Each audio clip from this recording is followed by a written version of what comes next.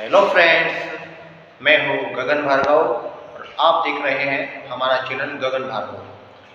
तो देखिए, आज हम बात करेंगे हमारे विज्ञान की क्लासेस में मनुष्य के रक्त परिसंचरण तंत्र के बारे में। हमारे जो शरीर है उसमें लगभग 18 तंत्र पाए जाते हैं और 18 तंत्रों में से एक हमारा जो तंत्र है वो है रक्त परिसंचरण तंत्र। तो रक्त परिसंचरण तंत्र क्या होता है, कितने अंगों से मिलकर बना होता है? तो रक्त परिसंचरण तंत्र के अंदर हमारे 3 अंग होते हैं, रक्त, हृदय और रक्त वाहिनियां। सबसे पहले हम बात करेंगे रक्त के बारे में, ब्लड के बारे में। तो देखिए, हमारा जो रक्त होता है उसके बारे में हमें 4 चीजें जानना है, 4 चीजें हमें पता होना चाहिए। तो रक्त के बारे में कौन कौन सी 4 चीजें जानना है? तो देखिए, हमारा जो रक्त है उसकी सबसे पहले हमें सामान्य परिभाषा याद होनी चाहिए। जैसे कि एक स्वस्थ और वयस्क व्यक्ति के अंदर लगभग 5 लीटर रक्त होता है। एक सामान्य वयस्क व्यक्ति के अंदर लगभग 5 लीटर खून होता है, रक्त होता है। ये जो है वो हमें लाल कलर का दिखाई देता है। हमारा रक्त रेड कलर का होता है। क्यों होता है? क्योंकि हमारे शरीर में जो रक्त होता है उनके अंदर एक प्रकार की कोशिकाएं होती है, आरबीसी में होता है हीमोग्लोबिन, और हीमोग्लोबिन के कारण ही हमारा जो ब्लड है वो लाल रंग का होता है।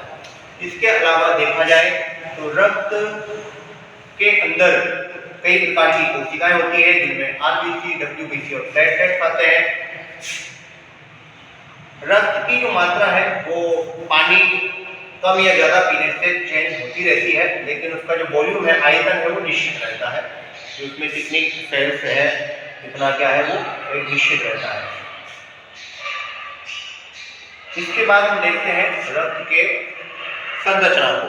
तो हमारा जो खून है, हमारा जो रक्त है, ब्लड है, उसके अंदर क्या क्या चीजें होती है और वो कितनी मात्रा में होती है। तो देखिए, हमारे ब्लड के अंदर, जिसको हम ब्लड की संरचना या संरचना भी कहते हैं या कंपोजिशन ऑफ द ब्लड, क्या क्या होता है? देखिए, हमारे खून का 55% भाग तरल होता है, द्रव होता है, पानी जैसा होता है। वो 55% जो भाग है वो हमारा प्लाज्मा कहलाता है। प्लाज्मा के अंदर भी देखिए 92% तो वाटर होता है, शेष 8% अन्य कार्बनिक और अकार्बनिक लवण होते हैं। देखिए, 92% पानी होता है और 8% अन्य कार्बनिक और अकार्बनिक लवण होते हैं। देखिए, 55% भाग के अलावा ब्लड का 45% भाग ठोस होता है। अगर हम ब्लड को किसी पर्सनली में ले और रख दें तो उसका लिक्विड भाग ऊपर रह जाता है, जिसको हम प्लाज्मा कहते हैं, और उसका जो ठोस भाग है वो नीचे बैठ जाता है, जिसको हम ठोस भाग कहते हैं। उसके अंदर देखा जाए तो 3 प्रकार की सेल्स होती है, कोशिकाएं होती है। आरबीसी, ये सबसे ज्यादा संख्या में ब्लड में होती है, और इनके अंदर एक वर्णक होता है जिसको हीमोग्लोबिन कहते हैं। हीमोग्लोबिन के कारण ही हमारे ब्लड का रंग जो होता है वो लाल होता है। इसके अलावा हीमोग्लोबिन का कार्य है ऑक्सीजन का परिवहन करना।